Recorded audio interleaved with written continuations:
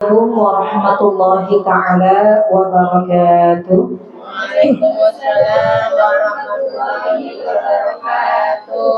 Alhamdulillah, alhamdulillahi rabbil alamin, wa bihi nasta'in ala umuri dunya waddin, wassalatu wassalamu ala asyrafil anbiya'i wal mursalin, sayyidina wa habibina wa syafi'ina wa qurrati a'yunina wa maulana Muhammadin sallallahu alaihi wasallam wa ala alihi wa ashabihi wa man tabi'ahum bi ihsanin ila yaumiddin.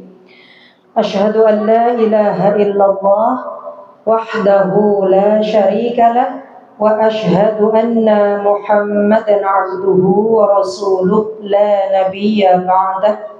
Rabbi syrah li sadri wa yassir li amri wahlul 'uqdatam min lisani yafqahu qawli. Subhanaka la ilma lana illa ma 'allamtana innaka antal alimul hakim. Allahumma nawwir qulubana bi nuri hidayatik kama nawwartal arda bi nuri syamsik abadan abada bi rahmatika ya arhamar rahimin. Allahumma iftah alaina futuhal arifin wa fahimna fahman nabiyyin wa hifdzal mursalin wa ilhamal malaikatil muqarrabin. Allahumma ahyina bihayatil ulama wa amitna bimauti syuhada wa ahsyurna yawmal qiyamati bi zumratil awliya bi rahmatika ya arhamar rahimin wa ya rabbal alamin. Sadaqallahul azim wa balagha rasuluhun nabiyul habibul karim wa nahnu ala dhalika minna syahidin wa syakirin walhamdulillahi rabbil alamin. Al-mukarramun al-muhtaramun, para alimil ulama, para asatidz wal asatidzah, bil khusus kepada gurunda kita tercinta Bunda Rika yang alhamdulillah beliau pada sore hari ini bisa hadir di tengah-tengah kita. Mudah-mudahan beliau senantiasa dalam sehat walafiat, panjang umur dalam taat. Allah berikan kemudahan, Allah berikan kemanfaatan, Allah berikan keberkahan dari semua aspek kehidupan beliau. Amin ya Allah ya rabbal alamin. Dan kepada keluarga besar dari Umi Fatimah yang pada sore hari ini masih selalu menyediakan tempatnya untuk kita menyelenggarakan majelis khulasa. Mudah-mudahan niat karena ingin ihya'uddin, intisyaru dinulillah, atau mensyiarkan agama Allah, menghidupkan agama Allah. Mudah-mudahan niat itu berbuah menjadi keberkahan untuk hidup dunia dan akhirat beliau, keberkahan untuk keluarga dan rumah tangga beliau, keberkahan untuk putra-putri beliau, keberkahan untuk rezeki beliau, dan Allah jadikan semua doa-doanya pun senantiasa dikabulkan dan diijabah oleh Allah Subhanahu wa taala. Amin ya Allah ya rabbal alamin. Dan sahabat-sahabatku semua, teman-teman seperjuangan, satu circle dan satu frekuensi insyaallah ya. Mudah-mudahan terus bisa, kalau kata Bunda tuh terus bisa bersinergi katanya. Iya, bersinergi, menyerap energi positif dari keimanan yang terus mudah-mudahan terus dijaga dan mudah-mudahan terus bisa tumbuh dan semakin kuat, sehingga keimanan itu bukan hanya sekedar tumbuh menjadi akar, tapi dia menjadi cabang, menjadi ranting, kemudian tumbuhlah daun-daun hijau, tumbuh juga buah-buah yang manis yang bisa diambil manfaatnya untuk orang-orang di sekitar. Amin ya Allah ya rabbal alamin. Teman-teman, kita masih akan melanjutkan kajian khulasah kita. Kali ini kita akan masuk pada pembahasan pernikahan baginda Nabi Shallallahu Alaihi Wasallam dengan Sayyidah Khadijah. Dan seperti biasa kita bacakan suratul Fatihah, teman-teman.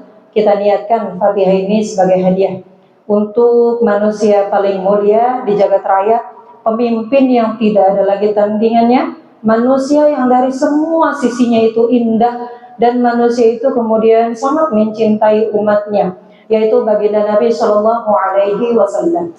Dan Fatihah ini juga kita kirimkan untuk kekasih hati beliau, untuk istri tercinta beliau, yang perempuan ini adalah perempuan mulia yang dipilihkan Allah untuk mendampingi manusia mulia. Perempuan ini adalah perempuan yang mendapatkan salam khusus dan salam langsung dari Allah Subhanahu wa taala.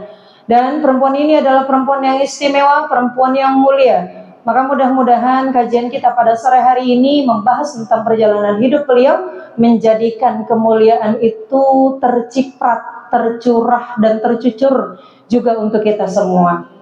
Dari pengajian kita ini, dari kajian kita ini, jatah yang Allah berikan untuk kita bukan hanya sekedar mendengar dan mencatat, tapi Allah berikan juga curahan kemuliaan itu sekalipun tidak sebanyak dan sesempurna Sayyidah Khadijah, tapi setidaknya perjalanan hidup beliau, keberkahan dari kemuliaan beliau menjadikan kita juga tercahayai hati kita dengan cinta kepada Rasulullah sallallahu alaihi wasallam. Amin ya Allah ya rabbal alamin. إلى حضرة النبي المصطفى حبيبنا وشفيعنا وقرة أعيننا سيدنا مولانا محمد صلى الله عليه وسلم وخصوصا إلى حضرة زوجة رسول الله صلى الله عليه وسلم الطاهرات أمهات المؤمنين سيداتنا خديجة الكبرى أن الله يغفر لهم ويرحمهم ويعلي درجاتهم في الجنة وينفعنا ببركاتهم وأسرارهم وأنوارهم وعلومهم ونفحاتهم في الدين والدنيا والآخرة. الفاتحة. أعوذ بالله من الشيطان الرجيم. بسم الله الرحمن الرحيم. الحمد لله رب العالمين الرحمن الرحيم مالك يوم الدين إياك نعبد وإياك نستعين اهدنا الصراط المستقيم صراط الذين أنعمت عليهم غير المغضوب عليهم ولا الضالين آمين. صدق الله العظيم وصدق رسوله الحبيب الكريم. بسم الله الرحمن الرحيم. Zawjuhu bisayyidati Khadijah. Pernikahan Rasulullah sallallahu alaihi wasallam dengan Sayyidah Khadijah. Bismillahirrahmanirrahim. Setelah dua bulan kepulangan Rasulullah sallallahu alaihi wasallam dari perjalanan dagangnya yang kedua, kemudian beliau menikah dengan Sayyidah Khadijah. Setelah kepulangan beliau, 2 bulan kepulangan beliau dari perjalanan dagangnya ke Syam yang kedua, beliau pun menikah kepada Sayyidah Khadijah radhiyallahu taala anha wa ardhaha. Dan teman-teman, kalau teman-teman masih ingat ya, di kajian kita sebelumnya, Rasulullah juga telah melakukan perjalanan dagang yang pertama di usia beliau yang keberapa, teman-teman? 9 tahun, betul, Mama Sasi. Di usia beliau yang 9 tahun, beliau diajak dagang dengan pamannya. Itu adalah keberangkatan pertama beliau ke Syam. Dan perjalanan kedua beliau ke Syam di usia beliau yang ke-25 tahun. Dan itu perjalanan kedua itu adalah perjalanan di mana Rasulullah SAW dipercaya membawa barang dagangannya Sayyidah Khadijah. Jadi perjalanan kedua ini ke Syam. Dan teman-teman, jadi awalnya kenapa kemudian Sayyidah Khadijah itu memilih baginda Nabi SAW untuk membawa barang dagangannya? Pertama, kalau teman-teman masih ingat kajian kita minggu lalu, Sayyidah Khadijah pernah bermimpi, ya teman-teman ya. Sayyidah Khadijah bermimpi ada matahari turun ke rumahnya dan turun ke pangkuan beliau, dan matahari itu kemudian mencahayai semua isi ruangan sampai mencahayai semua semesta ini. Itu mimpi Sayyidah Khadijah. Nah, setelah itu kemudian Sayyidah Khadijah mendatangi pamannya, sepupu sebenarnya teman-teman. Sepupu itu berarti lebih muda sebenarnya, lebih muda secara nasab, tapi kalau usia lebih tua.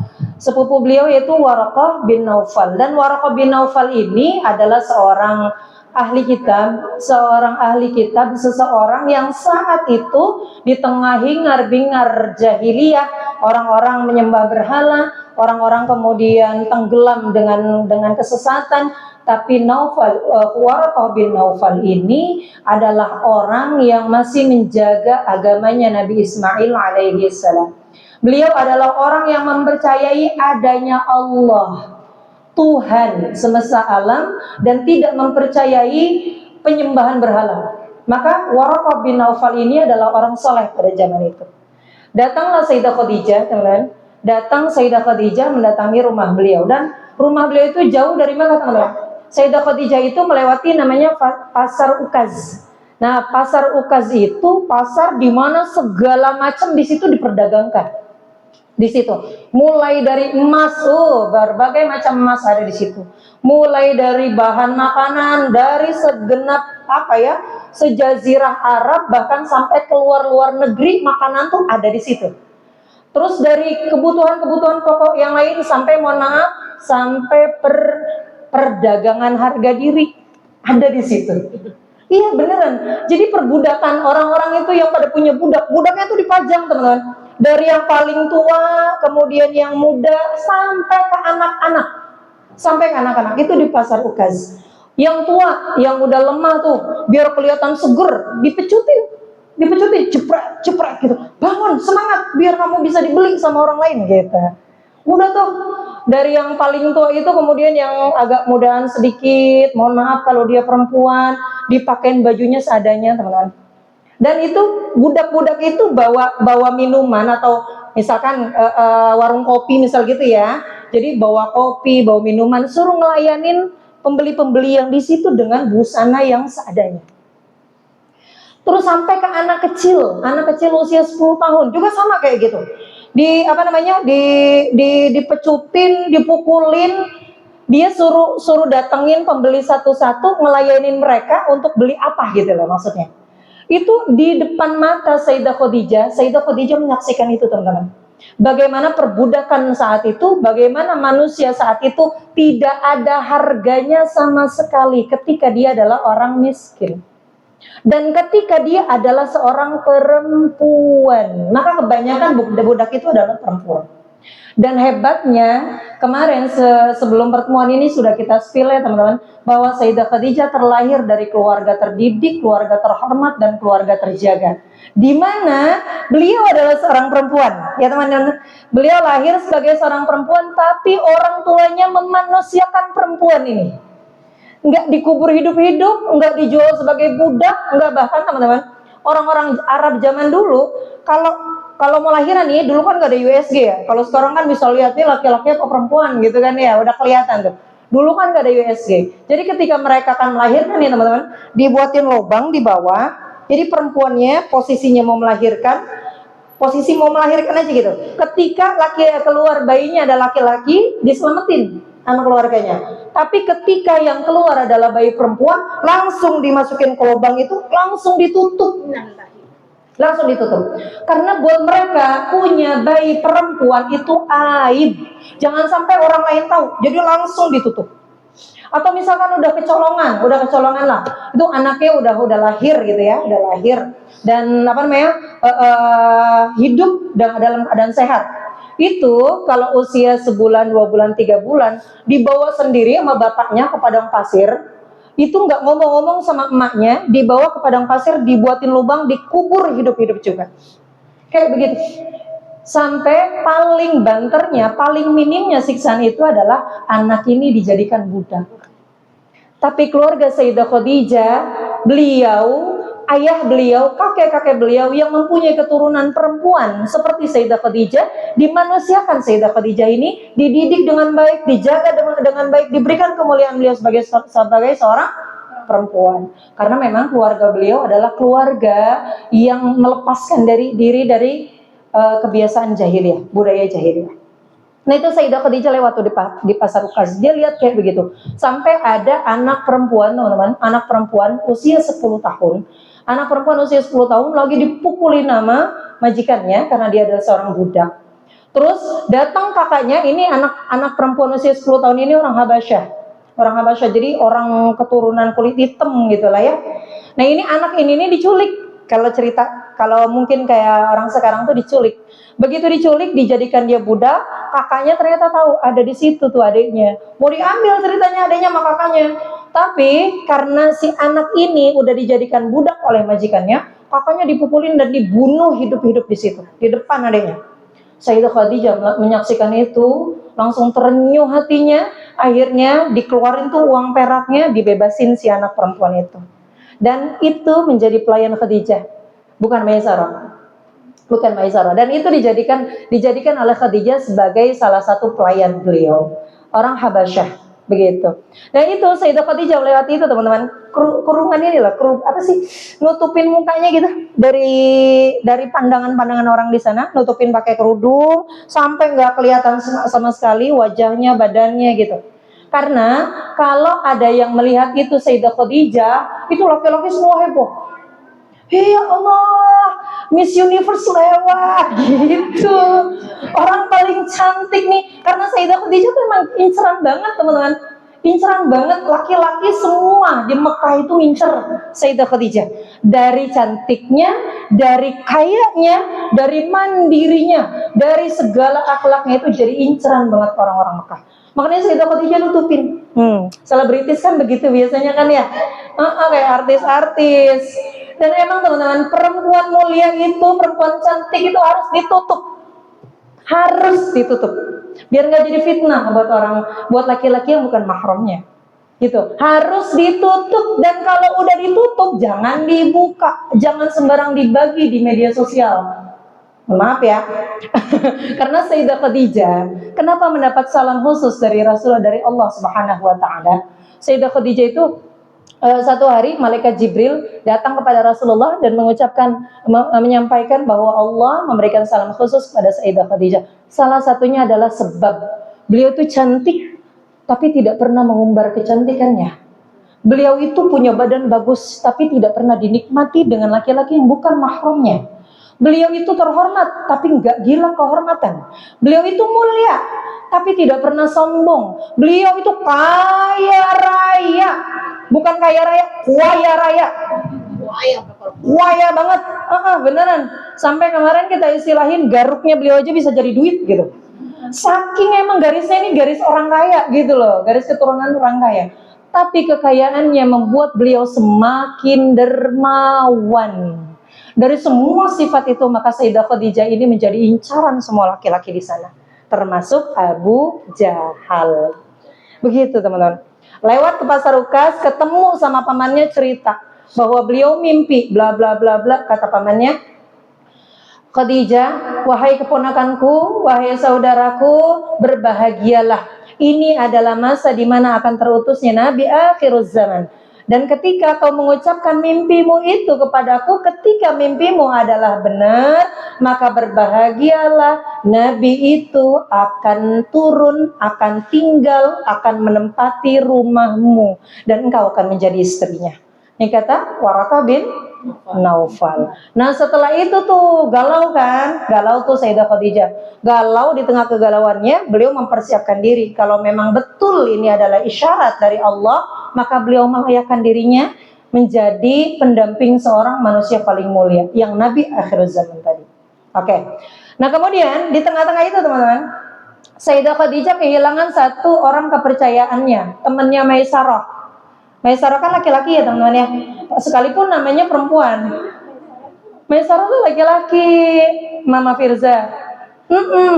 Sekalipun, jadi kalau dalam bahasa Arab tuh ada mu'annas bil lafzi, ada mu'annas bil makna. Mu'annas bil lafzi berarti perempuan nih, namanya mah perempuan, tapi orangnya ternyata laki-laki. Ada mu'annas bil makna, namanya perempuan, emang orangnya dia perempuan. Namanya Sarah ini kan kalau orang kita mah ya perempuan ya, tapi aslinya dia laki-laki. Maisarah tuh punya partner satu teman-teman. Nah mereka berdua ini partner, teman satu kerjaan gitu.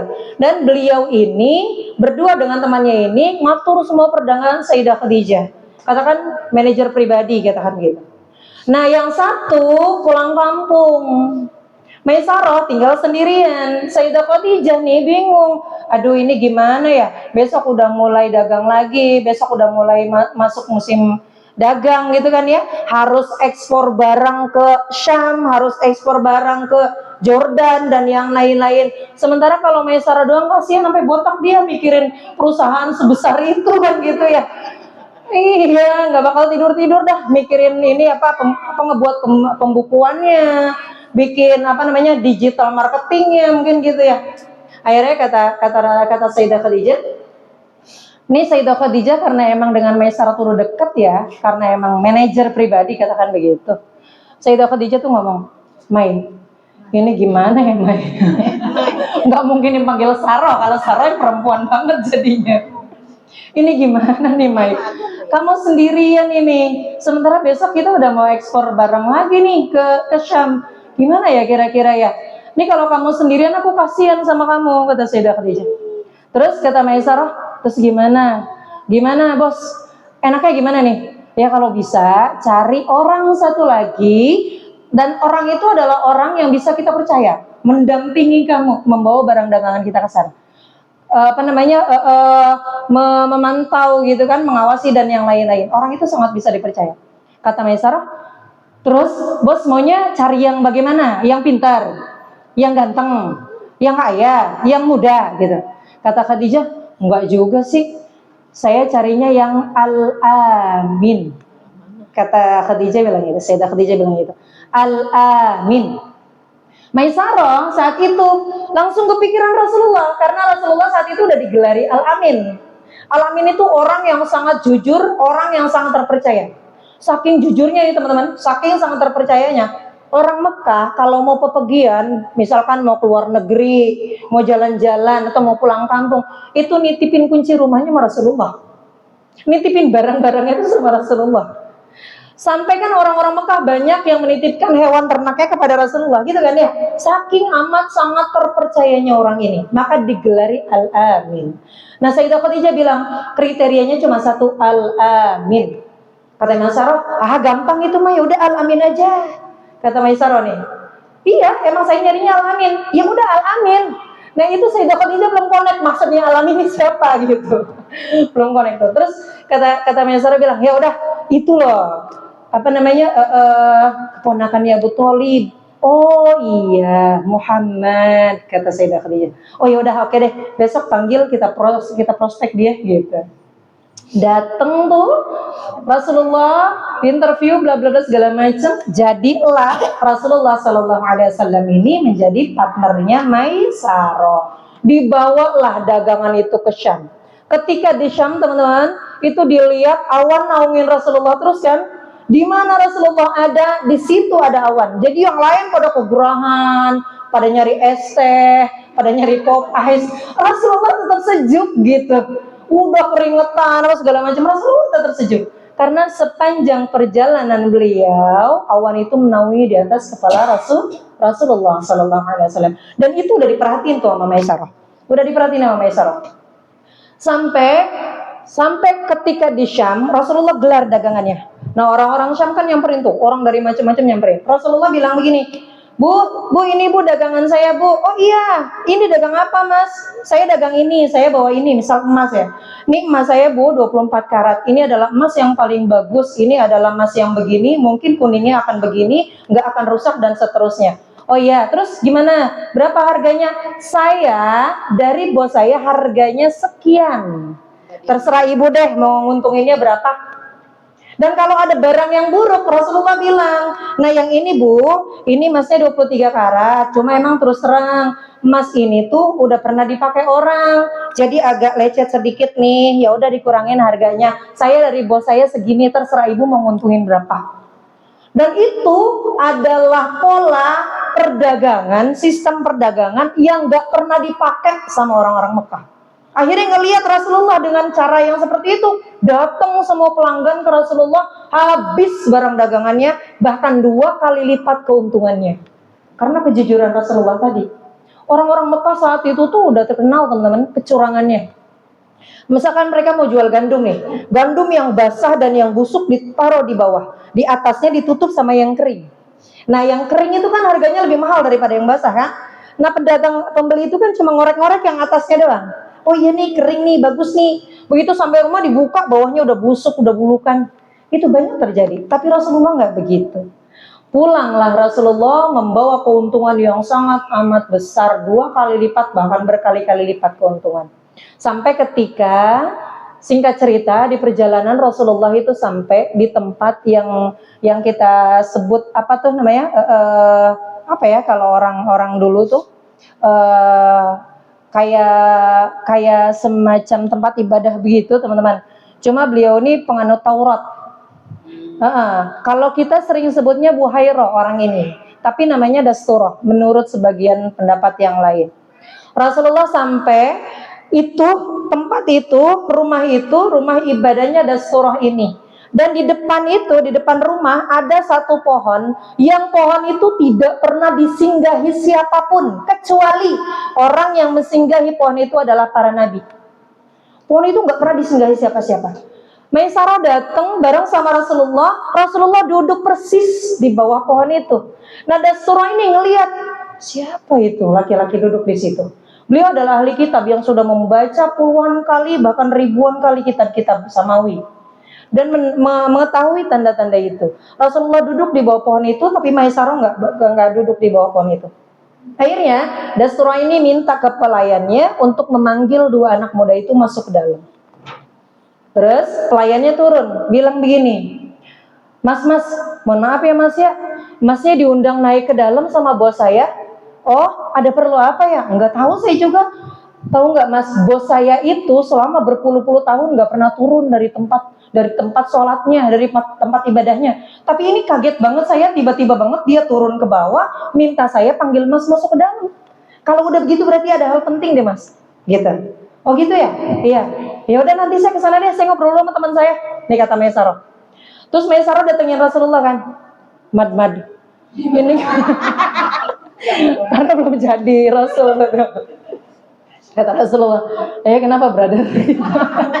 Jadi Rasul, jadi manggilnya belum Rasul. Ini kita diundang ke atas gitu. Itu katanya pendeta yang di atas itu, Buhairah itu nggak pernah turun ke bawah. Tapi kok tiba-tiba ngelihat kita, dia turun ke bawah dan ngundang kita ke sana. Yuk kita ke sana yuk. Siapa tahu dapat door prize gitu. Akhirnya kata Rasulullah begini. Rasulullah bilang gini, aduh, kayaknya saya pengen istirahat dulu bentar. Ente jadi Mai yang kesana Mai, gitu kata Rasulullah. Akhirnya Maisarah doang yang naik ke atas. Dan Rasulullah tetap ada di bawah pohon itu. Nah, ketika Maisarah naik ke atas kan, awalnya mah kagak ngikutin kan ya, tetap ada di atas Rasulullah SAW. Sampai ke atas, ketemulah sama si Dasturah itu, kata Dasturah, kamu sendirian? Iya, saya sendirian kesininya Pak, tapi saya bareng sama teman saya Pak dari Mekah. Oh, itu siapa? Akhinal Quraisy, kata dia bilang itu. Akhinal Quraisy, dia adalah saudara kami dari kalangan Quraisy. Saudara kamu, kata Dasturah. Iya, saudara saya. Saya nggak percaya dia saudara kamu. Nggak percaya saya. Mana mungkin dia mempunyai saudara sementara dia adalah anak dari laki-laki yang 2 bulan istrinya mengandung, bapaknya wafat.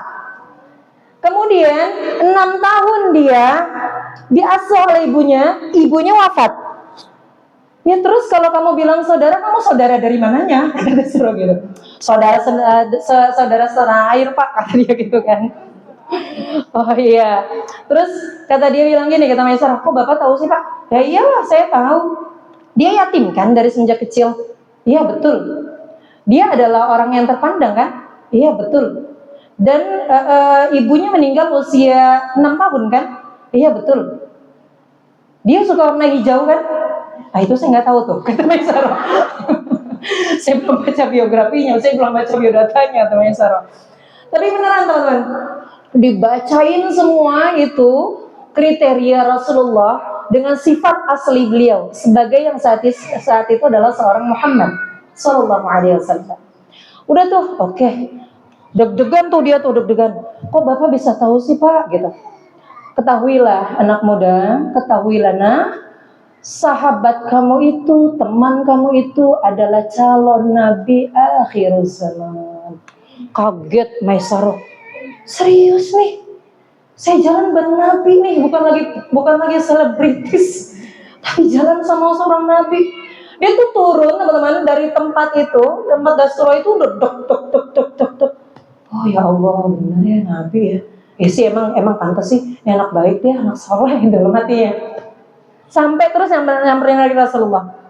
Kata Rasulullah, gimana Mai? Ada apa? Ngomong apa yang di atas? Enggak ada apa-apa. Gak cerita tuh Maisarah. Enggak ada apa-apa. Udah belum istirahatnya? Ayo kita pulang brother, udah sore gitu. Kata Maisarah. Akhirnya pulang tuh, mereka pulang. Sampailah ke rumah Sayyidah Khadijah. Begitu sampai ke rumah Sayyidah Khadijah, Rasulullah pulang ke rumahnya, udah hitung-hitungan tuh segala macam. Sayyidah Khadijah tuh bingung, ya Allah ini sebanyak ini untungnya, gitu Sayyidah Khadijah. Maisarah tuh cerita, iyalah bos, gimana nggak untung? Keren banget cara dagangnya. Ini orang bukan hanya sekedar cakep wajahnya, cakep lisannya, cakep tutur katanya, cakep juga akhlaknya ternyata dengan pembeli. Gimana orang nggak tertarik? Saya baru datang aja sih udah nggak kelihatan kepala saya, baju saya udah nggak kelihatan mau ributin orang gitu. Iya bener-bener deh, nih orang luar biasa, luar biasa. Dan nih bos, saya mau cerita sesuatu nih bos. Itu selama perjalanan bos, saya itu dengan dia dinaungi awan terus. Di atas kepala dia tuh ada awan terus. Jadi yang lain pada kepanasan, dia mah enggak, dia masih tetap sejuk-sejuk aja. Saya kira itu awan itu naungin saya. Pas giliran saya geser, lah awan itu tetap sama dia, berarti bukan saya yang dinaungin ya, kata dia gitu.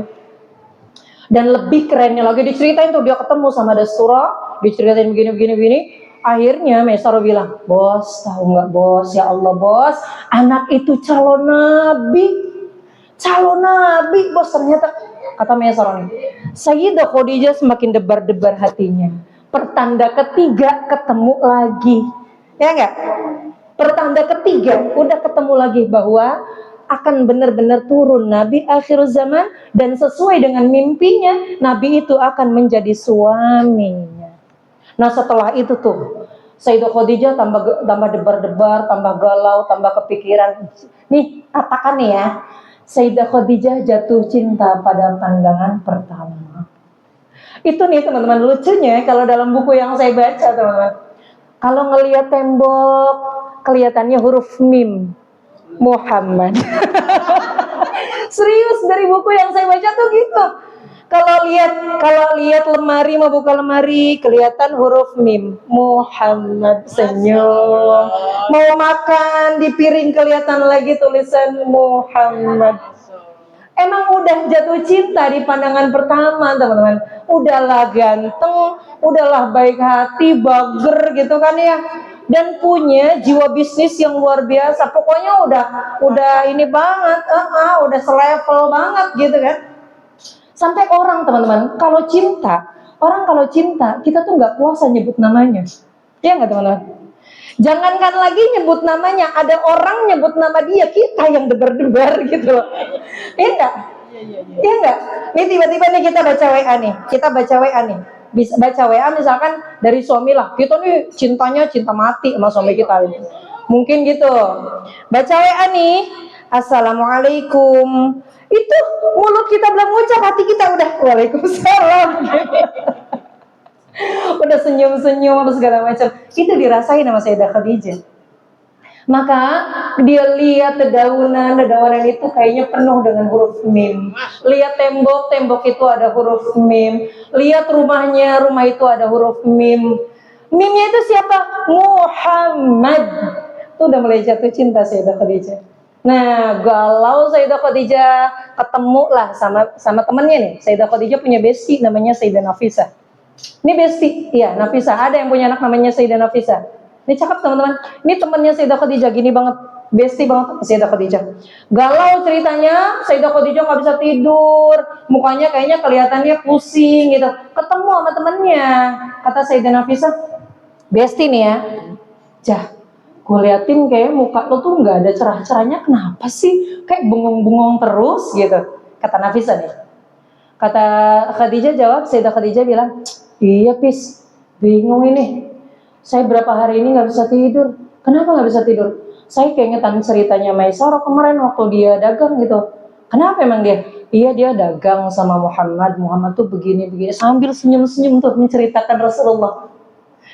Kayaknya saya suka deh sama dia. Kata Sayyidah Khadijah gitu. Karena mah bestie ya. Bestie mah bebas-bebas aja cerita apa aja kan gitu. Kayaknya saya suka deh. Terus gimana? Kamu mau nikah lagi? Iya deh, biar halal deh, nggak apa-apa nikah lagi gitu. Terus mau nikahnya sama siapa? Sama dia gitu. Oh ya udah, oke kalau sama dia saya setuju nih kata biasanya nih. Saya tahu dia adalah orang mulia. Saya tahu dia adalah laki-laki yang sangat bisa dipercaya. Dia anak saleh, dia keturunan yang terhormat, dia laki-laki yang terjaga. Saya setuju kalau makan sama dia. Dia anak saleh, anak baik dia, gitu. Tapi malu ngomongnya pis, kata Khadijah. Udah beres urusan Nafisah itu, gitu kan. Macomblang ya, macomblang. Dan Sayyidah Nafisah ini teman-teman, diceritakan berikutnya, beliau adalah ini yang Rasulullah didatangi sama nenek-nenek tua, ditamu dengan nenek-nenek tua, begitu dibuka perempuan tua itu Rasulullah langsung bahagia banget sampai nurunin ridanya, surbannya diselempangin di sini, diturunin digelar untuk nyambut perempuan tua ini dan dipersilahkan perempuan tua itu duduk di kursinya Rasulullah SAW. Didengerin ceritanya, disimak dengan serius gitu. Dihargain banget lah pokoknya. Sampai Sayyidah Aisyah nanya, Rasulullah kenapa sih sama nenek-nenek aja kayak begitu amat gitu, kata Sayyidah Aisyah. Kata Rasulullah bilang, dia adalah Nafisah. Nafisah itu adalah teman dari Sayyidah Khadijah. Sebagaimana Khadijah mencintainya, aku pun menghargainya, aku pun menghormatinya, aku pun memuliakannya. Karena dia itu dulu nolong Sayyidah Khadijah banget, nolong ini banget, sama Khadijah tuh baik banget lah pokoknya. Makanya saya menghargai dia banget, kata Rasulullah. Makanya Sayyidah Aisyah waktu itu kan sampai ngomong kayak gini, Rasulullah, Khadijah, ila mada ya Rasulullah, sampai kapan Khadijah mulu? Kan udah dapat nih gantinya saya, lebih cantik, perawan, pinter, segala macam. Udah pernah dengernya cerita itu ya? Nah itu perempuan itu adalah Sayyidah Nafisah, mak comblang ya Rasulullah SAW. Sampai kemudian ketemulah sama Nafisah ini ngomong kepada Rasulullah, dan Rasulullah akhirnya dipertemukan. Nih ini satu hal nih yang pengen saya pengen garis bawahi banget teman-teman. Ketika akan menikah dengan Rasulullah, Sayyidah Khadijah kemudian minta waktu untuk bisa ngobrol dengan Rasulullah SAW. Bisa ngobrol, bisa ta'aruf dengan Rasulullah SAW. Akhirnya datang Rasulullah dipanggil ke rumah beliau. Ketika dipanggil, dan jangan bayangin ya teman-teman, Rasulullah duduk deket-deketan sama Sayyidah Khadijah gitu. Terus Sayyidah Khadijah tuh sambil nempelin kepalanya di bahu Rasulullah gitu. Enggak begitu. Enggak. Ntar tiba-tiba nyubit pipi gemes gitu. Enggak gitu, tuh receh banget. Enggak. Tetap di situ ada jarak dan memang ada orang di situ gitu loh maksudnya. Cuma tidak di tempat yang sama karena ini adalah obrolan rahasia. Dan Sayyidah Khadijah ngomong gini, Muhammad, aku ingin menikah denganmu, kata Sayyidah Khadijah. Aku memang ingin menikah denganmu. Bukan karena kamu ganteng. Sekalipun emang iya kamu ganteng, kata Sayyidah Khadijah. Bukan karena kamu orang saleh. Sekalipun emang iya kamu soleh. Bukan karena kamu adalah laki-laki yang kuat, laki-laki yang cerdas, laki-laki yang sehat. Sekalipun itu iya. Tapi aku ingin menikah denganmu, wahai Muhammad, karena aku tahu engkau adalah calon Nabi akhir zaman. Sebagai manusia yang akan mengajak seluruh manusia kepada Allah. Maka ketika waktu itu telah datang Muhammad, engkau benar-benar akan menjadi Nabi akhir zaman, menjadi manusia yang paling dekat dengan Allah. Bawalah aku Muhammad kepada Tuhanku yang selama ini aku rindukan. Selama ini Tuhan itu adalah Tuhan yang paling aku cari selama ini. Tuhan yang hidup dan matiku ada di tangannya. Tuhan yang perjalanan hidupku aku pasrahkan sepenuhnya kepadanya. Ketika datang waktu itu Muhammad, ajak aku bersamamu menemui Tuhanmu. Jadi yang dicari ini Allah. Yang dicari Allah. Bukan gantengnya, bukan kayanya, bukan sehatnya, bukan kerennya, bukan. Yang dicari adalah Allah. Berarti hikmahnya teman-teman, meniatkan segala sesuatu karena Allah. Orang meniatkan segala sesuatunya karena Allah, tidak akan disia-siakan Allah, tidak akan dikecewakan Allah. Ini Sayyidah Khadijah salah satunya. Begitu teman-teman. Jadi yang dicari adalah Allah gitu. Ini pelajaran juga buat kita nih teman-teman ya. Kita mau nyari, mungkin nih kalau nyari suami udah telat ya. Udah punya kalau ngomongin tentang suami kita. Telat bukan berarti buruk, bukan. Yang sudah dipilihkan untuk kita adalah terbaik gitu. Cuma misalkan teman-teman kita nih punya anak gadis, mempersiapkan mereka mencari jodoh gitu ya. Cari yang memang mereka punya agama yang baik. Cari mereka adalah orang-orang yang ada gitu loh, ada Allah di dalam hatinya, bukan hanya sekedar dunia terus. Gitu. Bukan hanya sekedar gantengnya, tampannya gitu, atau berwibawanya. Bahaya kalau cuma mandang wibawanya doang. Iya, nggak apa-apa teh. Yang penting berwibawa. Maksudnya, wih, bawa mobil. Wih, bawa iPhone. Mobil kardelet. Iya, wih, bawa istrinya ke luar negeri. Besoknya pakai rompi orange kan gitu. Capek deh. Iya gitu loh teman. Meniatkan segala sesuatunya karena Allah. Menikahlah beliau. Begitu menikah dengan Rasulullah, itu awal perjalanan pertama dakwah Rasulullah SAW dengan manusia pertama yang sangat mengimani beliau. Sampai kemudian Rasulullah itu, karena memang beliau adalah calon nabi ya teman-teman. Setiap calon nabi dan rasul itu akan selalu diberikan hati yang sangat peka dengan dunia. Semua nabi dan rasul itu dibekali itu. Jadi kayak yang bosen gitu sama dunia. Lihat hingar-bingar manusia banyak maksiatnya, yang berjudi, yang riba, yang berzina, yang khamar dan yang lain-lain. Rasulullah tuh pusing lihat itu. Jadi jenuh gitu dengan dunia. Punya keinginan untuk uzlah. Ini kalau dalam bahasa agama disebutnya uzlah. Uzlah itu artinya menyepi teman-teman. Menepi. Ya, akhirnya di usia beliau yang ke-40, Rasulullah memutuskan uzlah ke Gua Hira. Dan teman-teman tahu nggak, Gua Hira itu teman-teman di puncaknya Jabal Thur. Betul kan? Jabal Nur ya? Jabal Nur di puncaknya. Sekarang katanya nih yang udah pada pernah ke sana, tangganya itu anak tangganya 2.500 ya Bunda ya? 2 kilo. Benar nggak Bunda? Belum. Sampai ke Gua Hira nggak Bunda? Oh, belum Sampai 2.500 katanya anak tangganya. 2 kilo ya. 2 kilo naik ke atasnya kan ya, naik ke atasnya.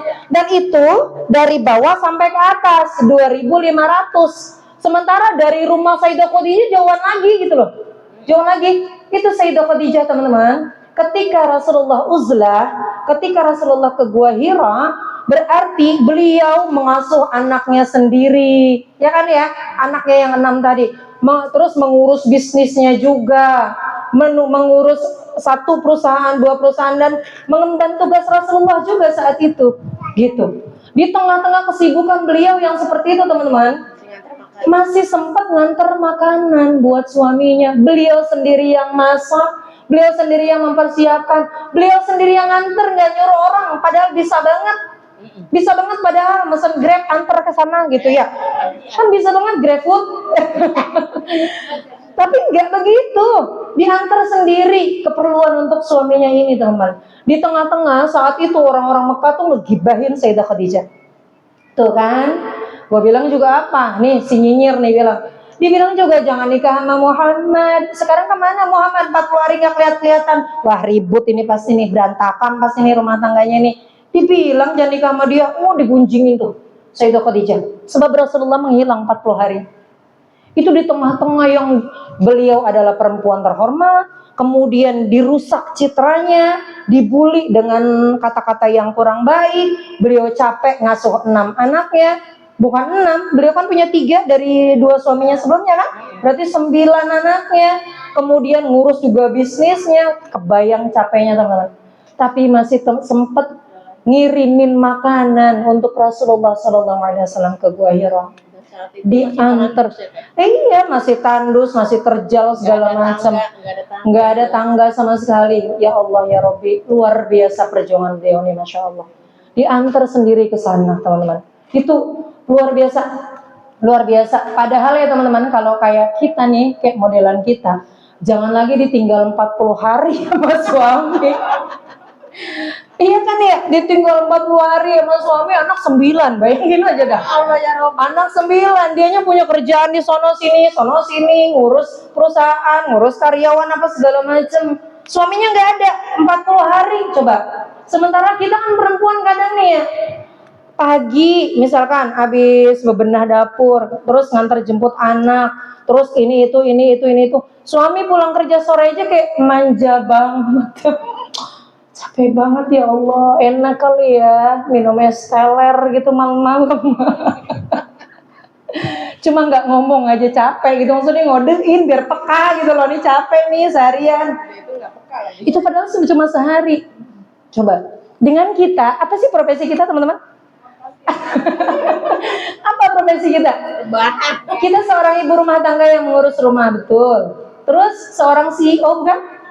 Iya, betul. Atau komisaris? CEO saya Maria. Si.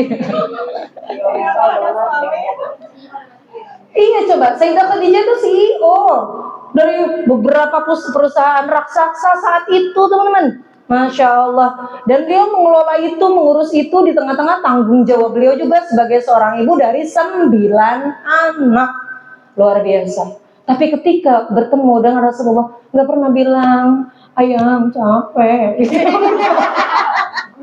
Nggak pernah bilang gitu. Nggak pernah yang, ya Allah. Beliau tuh kayak yang, saya tahu beliau suamiku adalah seorang nabi yang bebannya sangat berat.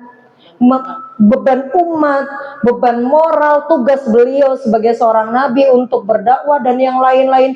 Belum lagi dicaci maki sama orang-orang di sekitar, dimusuhi, mau dibunuh, mau difitnah, segala macam. Saya tahu beban kamu berat. Dan saya nggak mau menambah beban itu dengan apa ya? Dengan saya tidak menampakkan bahwa saya ini perempuan kuat gitu loh. Sayyidah Khadijah benar-benar memposisikan beliau menjadi seorang istri qurratu a'yun, hurun ain. Ini Sayyidah Khadijah banget. Makanya Rasulullah kalau pulang ketemu Sayyidah Khadijah itu luar biasa tenangnya teman-teman. Tenangnya luar biasa. Capeknya hilang ngelihat Sayyidah Khadijah itu. Baru senyum doang, belum dibikin air, belum dikasih makan, belum diajak ngobrol. Itu udah separuh capeknya tuh hilang, teman-teman. Karena beliau adalah perempuan yang memang hatinya ini kuatnya luar biasa. Begitu. Energinya keserap dengan suami. Kalau begitu gimana suami nggak sayang, ya kan ya? Iya kan? Energinya keserap dengan suami karena suami istrinya ini punya hatinya kuat. Kuat sebab niat utamanya mencari Allah. Dia menjadi seorang istri capek, wajar. Karena yang dia kejar adalah ridha Allah. Ridha Allah adalah surga. Surga itu reward yang ya perjuangannya setara lah dengan bonus yang akan Allah kasih kan gitu. Karena mencarinya Allah. Ngurus anak-anak, 9 anak capek, bla bla segala macam. Nggak apa-apa capek karena emang yang dicari Allah. Saya mengabdi pada keluarga untuk Allah. Dia khidmah kepada suaminya juga untuk Allah. Begitu teman-teman. Maka ya Allah luar biasa banget kalau Rasulullah melihat Sayyidah Khadijah itu udah wah pokoknya udah tenang, ada masalahnya kerilis gitu. Nah kita kayak gitu nggak tuh? Suami ngeliat kita gimana tuh? Aku balik lagi ke tempat kerja gitu. Tuh gitu udah ambil aja dalam buran. Ya Allah ya Rabbi luar biasa. Ini nggak kelar nih teman-teman. Ini kita belum bahas perjuangan dakwah beliau dengan Rasulullah nih, masya Allah luar biasa. Intinya begitu ya teman-teman ya. Intinya meniatkan segala sesuatu untuk Allah. Maka ketika diniatkan untuk Allah, kita mencoba sekuat tenaga untuk istiqomah, untuk terus kuat menjaga niat itu. Allah itu tidak pernah menyia-nyiakan sekecil apapun perjuangan hambanya. Gitu. Sekecil apapun perjuangan hambanya. Tidak akan ada yang disia-siakan Allah. Tidak akan ada yang disia-siakan Allah. Terbukti Sayyidah Khadijah menjadi siapa? Menjadi salah satu perempuan yang dijaminkan surga. 4 perempuan yang dijaminkan surga. Siapa coba teman-teman? Yang pertama? Sayyidah Khadijah. Oke, betul. Sayyidah Fatimah, terus Sayyidah Maryam, satu lagi? Sayyidah Asiyah. Sayyidah Asiyah istrinya Fir'aun. Kemudian Sayyidah Maryam ibunya Nabi Isa alaihi salam. Sayyidah Khadijah istri baginda Nabi sallallahu alaihi wasallam dan Sayyidah Fatimah radhiyallahu taala anha wa ardhaha. Beliau adalah putrinya Rasulullah sallallahu alaihi wasallam. Wajar banget, layak banget beliau itu. Dan kalau saya boleh ini teman-teman, Kalau saya boleh katakan, boleh memilih satu di antara mereka, saya pilih Sayyidah Khadijah. Karena Sayyidah Khadijah itu hidup di tengah-tengah orang-orang yang durhaka saat itu, kebiasaan jahiliyah saat itu, tapi beliau tahirah, beliau suci. Dan Sayyidah Khadijah kaya raya, habis semua hartanya untuk perjuangan dakwah Rasulullah. Kalau Sayyidah Asia, beliau istrinya Fir'aun punya segala-gala gitu loh istilahnya. Fir'aun tuh punya segala-gala, dengan yang beliau tidak dibebani dengan suami yang mengemban beban dakwah, beban risalah. Maka Fir'aun itu raja, kayaknya luar biasa kan gitu ya. Jadi nggak punya beban untuk mengislamkan orang, mendakwai orang, enggak. Malah beban dia tuh cuma nyari orang ngakuin dia jadi Tuhan gitu loh. Jadi nggak seberapa beban itu gitu loh maksudnya teman-teman. Sayyidah Maryam disebut thahirah, wajar karena beliau adalah perempuan yang nggak pernah keluar dari mihrabnya. Jangan lagi ketemu laki-laki, keluar dari mihrabnya aja enggak gitu loh. Makanya makanannya pun langsung dikasih sama Allah dari surga. Wajar dia disebut sebagai perempuan suci. Tapi Sayyidah Khadijah, beliau janda, mohon maaf teman-teman, kaya raya, CEO dari perusahaan besar yang banyak banget ketemu sama laki-laki, tapi masih terjaga izzahnya dan marwahnya sebagai seorang perempuan. Yang luar biasa itu. Gitu Sayyidah Khadijah, kemudian Sayyidah Fatimah nomor 2. Maryam, Asia. Itu kalau mengurutin ini secara pribadi ya, kalau ngelihat dari latar belakang sejarahnya, saya ngurutinnya begitu. Sekalipun dari zaman, berarti Asia duluan, kemudian Maryam, kemudian Khadijah, baru Sayyidah Fatimah. Gitu ya teman-teman ya. Mungkin kita cukupin teman-teman. Kalau memang tidak keberatan, pertemuan berikutnya kita akan bahas tentang perjalanan dakwah beliau dengan Rasulullah sampai kewafatan beliau. Mohon maaf ya teman-teman ya, saya nggak bisa nyingkat kalau sejarah begini, apalagi yang dibahas tuh tentang perjalanan hidup Sayyidah Khadijah. Iya, yang bukunya aja masih terbit sampai sekarang teman-teman. Oh, saya beli buku baru Sayyidah Khadijah, dan ini luar biasa teman-teman. Teman-teman kalau mau beli silakan. Sebenarnya nggak baru, saya belinya udah lama. Cuma ini adalah, udah jelek banget bukunya. Ini luar biasa teman-teman. Kalau teman-teman mau baca, ini rekomen banget. Ini bestseller. Cuma emang saya belinya yang murah, jadi tuh pada copot-copot. Ini perjalanan hidup beliau dari sebelum beliau dilahirkan, latar belakang keluarganya, kenapa diberikan nama Khadijah, kemudian masa kecilnya, kemudian masa remajanya, hidup bersama Rasulullah, bla bla bla bla sampai beliau wafat. Ini keren banget, saya baca di sini, dan ini bahasanya tuh nggak berat kayak kita baca biografi gitu. Ini bahasanya bahasa novel, jadi dibuat alur cerita gitu tuh enak banget bacanya teman-teman. Silakan kalau mau cari.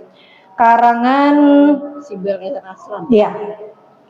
Ini lumayan, ini salah satu buku bestseller, dan ini buku yang bestseller. Ini buku yang emang saya lagi baca.